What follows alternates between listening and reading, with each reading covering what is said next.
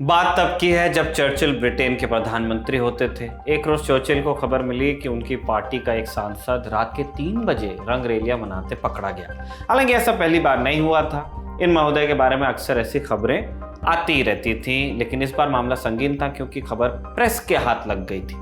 बड़ा मसला यह था कि महोदय एक आदमी के साथ पकड़े गए थे, यानी वो समलैंगिक थे। एक गार्ड ने उन्हें देखा था, उसने अपने सीनियर को बताया और तत्काल ये बात प्रधानमंत्री चर्चिल तक पहुंचाई गई। एक अधिकारी चर्चिल को एक खबर देने गया। उस वक्त चर्चिल अपने डेस्क पर बैठे काम में लगे थे। अधिकारी ने पूरी बात सुनाते हुए निष्कर्ष दिया कि अमुक सांसद को पार्टी से निकाल देना ही ठीक होगा। चर्चिल पूरी गंभीरता से बात सुन रहे थे। उन्होंने अधिकारी से एक सवाल पूछा।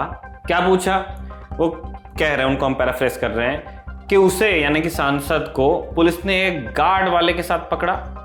अधिकारी ने हामी भरी।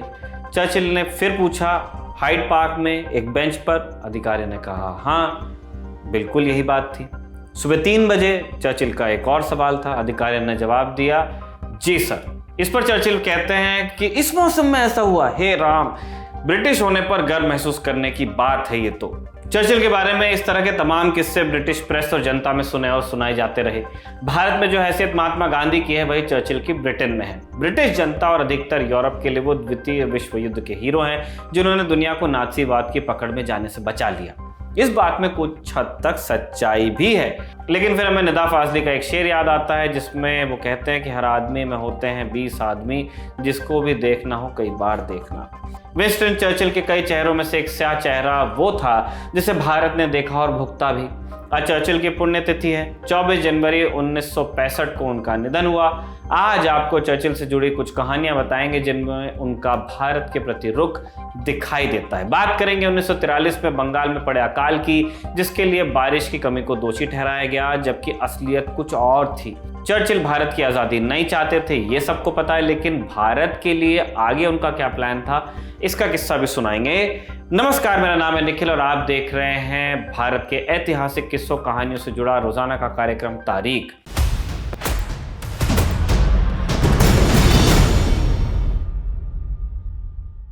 चार अगस्त 1944 का दिन, लंदन में वॉर कैबिनेट की बैठक चल रही थी। चर्चा का विषय था एक प्रस्ताव जो महात्मा गांधी की तरफ से भेजा गया था। क्या था प्रस्ताव में?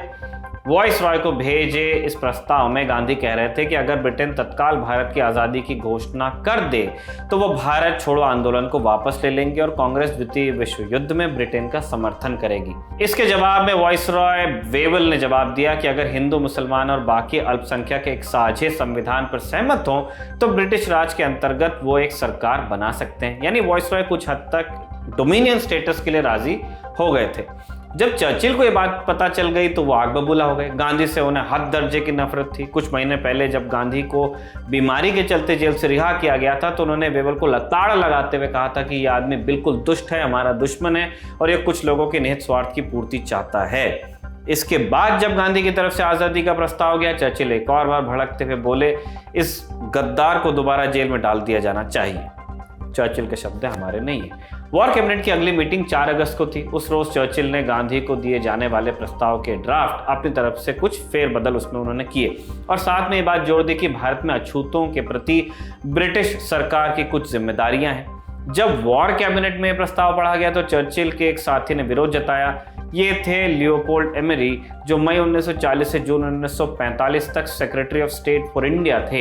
एमरी ने ऐतराज जताते हुए कहा कि इस मुद्दे का गांधी के प्रस्ताव से कोई लेना देना नहीं। ये सुनकर चर्चिल और भड़क गए। बोले कि एक बार युद्ध खत्म होने दो, पिछले 20 सालों में जिस तरह तुमने घुटने टेके हैं उन सब का हिसाब कर लूंगा। चर्चिल इतने में ही नहीं रुके। उन्होंने कहा कि हम भारत में जमींदारों और उद्योगपतियों की ताकत खत्म कर मजदूरों और किसानों का उत्थान करेंगे, कुछ वैसे जैसे रूस में किया गया। आगे चर्चिल ने इसमें जोड़ा कि वो वर्तमान में भारत में काम करे अधिकारियों को वापस बुला लेंगे क्योंकि वो भारतीयों से अधिक भारतीय बन गए। इसके बाद हम वहां नए अधिकारी भेजेंगे। ये सब सुनकर एमरी ने भी अपना आपा खो दिया और सबके सामने उन्होंने चर्चिल को हिटलर की उपमा दे दी। ये महज गुस्से में बोले गए शब्द नहीं थे। ये बात तब मालूम नहीं थी, लेकिन एमरी खुद यहूदियों की विरासत से आए थे। अमेरिकी अनुसार चर्चिल का तर्क बिल्कुल हिटलर से मेल खाता था। उन्होंने लिखा, नाजियों ने भी इसी प्रकार यूरोप को ब्लैकमेल करने की कोशिश की थी।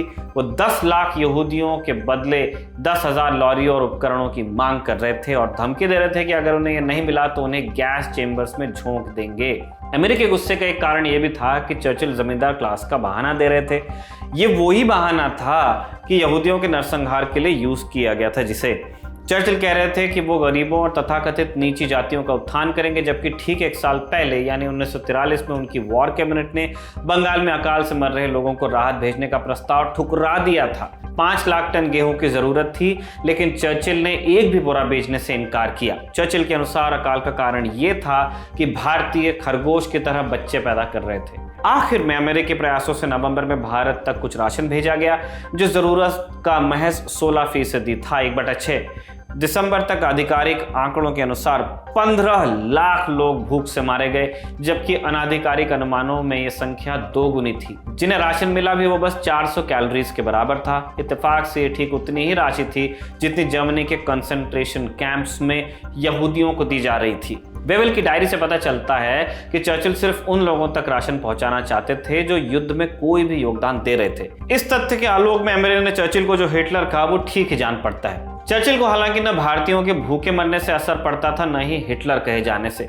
भारत को आजादी देना तो दूर, वो भारत पर पकड़ मजबूत करने के लिए नए प्लान्स बनाते जा रहे थे। लेखिका मधुश्री मुखर्जी ने इस विषय पर Churchill secret war, the British Empire and the ravaging of India during World War II लिखी है। एक रिसर्च पेपर में मधुश्री लिखती हैं कि चर्चिल वर्तमान भारतीय व्यवस्था को पूरी तरह से बदल देना चाहते थे।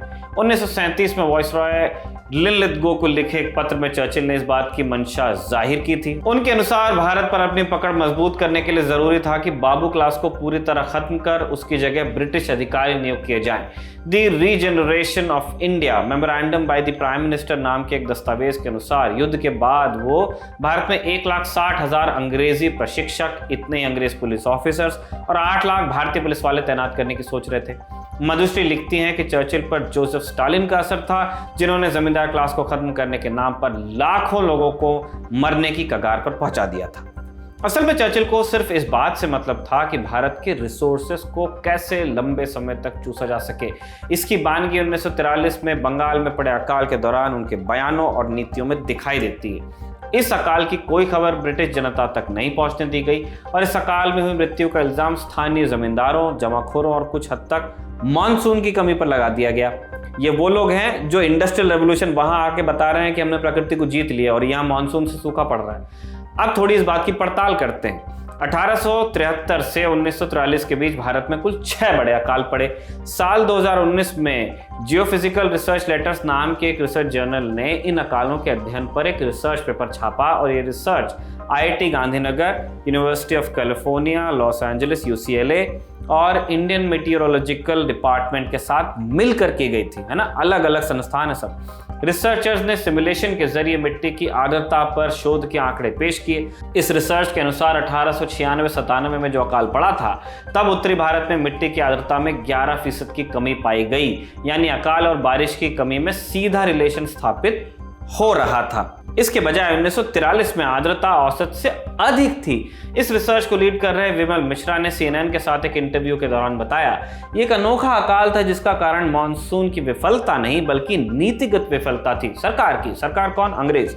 मधुश्री भी अपने लेखन में इसी बात के साक्ष्य मुहैया कराती हैं। मधुश्री लिखती हैं कि तब वॉर कैबिनेट के सामने बार बार बंगाल में अकाल का मुद्दा उठाया गया, लेकिन चर्चिल ने भारत के बजाय यूरोप के दूसरे इलाकों में राशन भेज दिया ताकि युद्ध के बाद यूरोप को राशन की कमी ना पड़े। वैसे ये वही चर्चिल हैं जो ग्रीस में राशन नहीं भेजने दे रहे थे और जिसके खिलाफ ऑक्सफैम खड़ा हुआ।